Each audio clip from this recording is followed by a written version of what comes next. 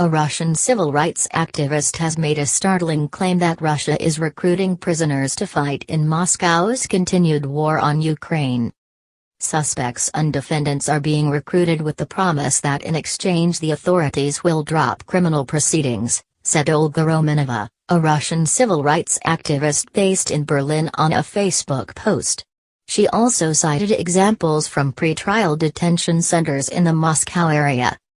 "But I think it has started everywhere," said Romanova, a specialist on prisoners' rights in Russia.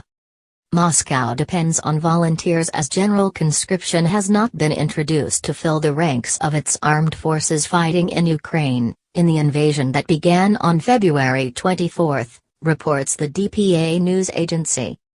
The fact that in many areas, officials are posting street advertisements for people to fight in the war may indicate a shortage of personnel at the front. Cities and regions are currently forming their battalions. In the Russian judicial system, almost all indictments end in a guilty verdict, meaning suspects and defendants appear to be given the choice between going to war or going to prison.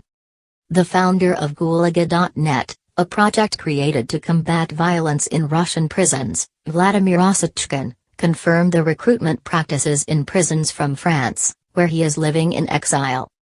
He said there were indications of the practice from St. Petersburg, Ryazan, Tver, and Bryansk. Russian media have been reporting on the search for volunteers in the nation's many penal camps since July, according to the Meduzа website, which said Wagner mercenary group was recruiting convicts.